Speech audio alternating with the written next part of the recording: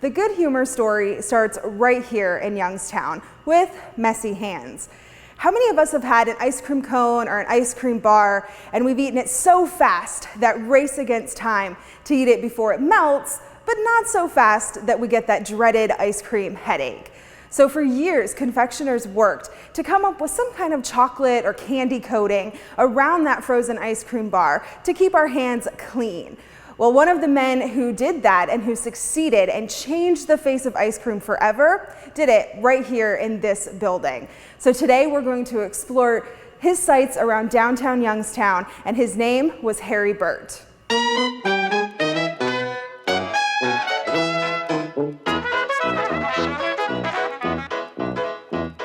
Harry Beach Burt was born on August 9, 1874, in Cortland up in Trumbull County. He lived there until he was 7, and then moved with his family to Akron and then to Cleveland.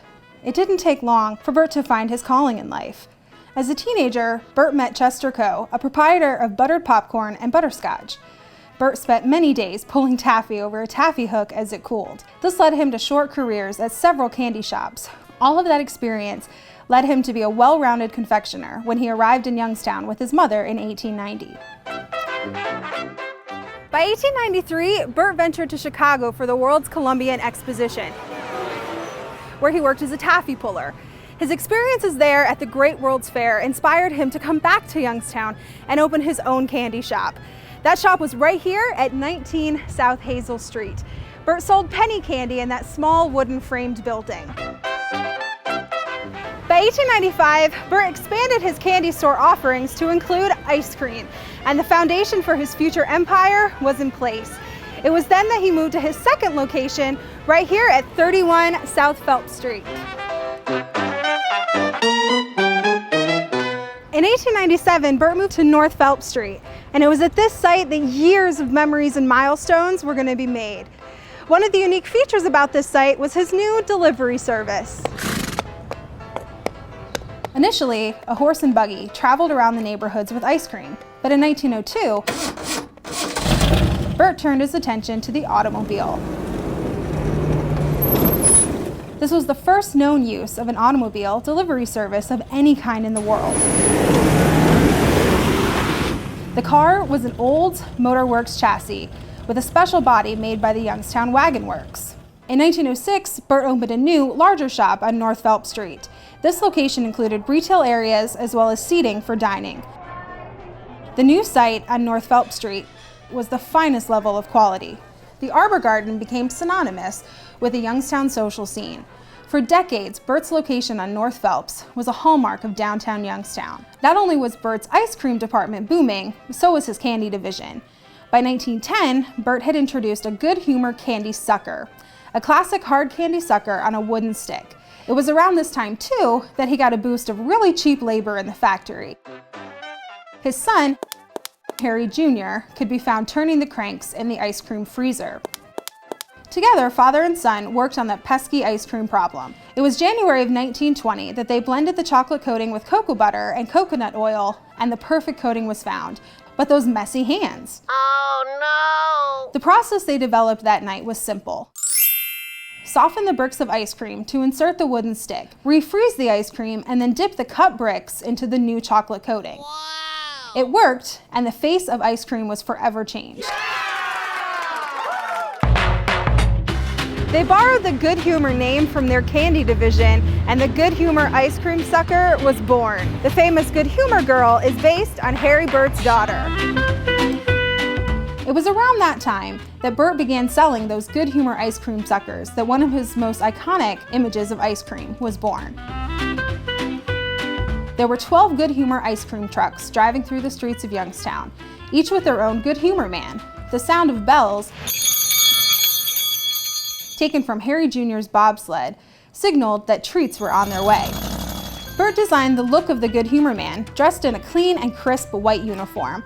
The look was meant to project an image of a clean, wholesome, and trustworthy man. Good Humor trucks and the Good Humor man have had a lasting legacy in both ice cream culture and the power of brand marketing. They have been featured in toys, books, and movies, and they've even appeared alongside Garfield and the Marvel Man. In 1921, Burt expanded yet again and purchased this building at 325 West Federal Street. He and his team immediately began plans to refurbish and renovate the building. Those needs included changes to the storefront and reinforcement of the building's foundation. The new building was set to be one of the finest of its type in the country. The Youngstown Vindicator covered Burt's expansion with great interest, including a full-page spread the day before it opened to the public. When the world walked in on April 4, 1922, they escaped the bustling pace of Federal Street and entered into a fairyland of colors, smells, and tastes. The new Arbor Garden, taking the theme from the famous arbor on North Phelps Street, was one of the first things a visitor would see. Further to heighten the atmosphere of outdoors, there was placed a multitude of warbling canaries in the crannies in the walls above the arbor. Walking towards the Arbor Garden, guests walked past the candy counter on the right and the soda fountain on the left.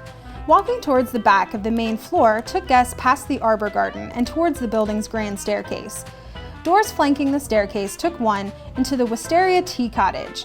This quaint space served lunch every afternoon and was available to private parties of up to 60 people. The building's second floor was home to the Rainbow Assembly Room, 3,600 square feet, to be used for musicales, lectures, concerts, dances, and other events. A raised platform at this end of the room provided an orchestra and speaker accommodations.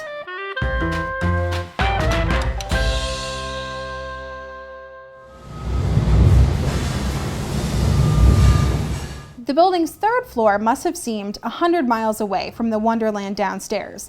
This was the factory floor, where candies and chocolates were handmade and wrapped.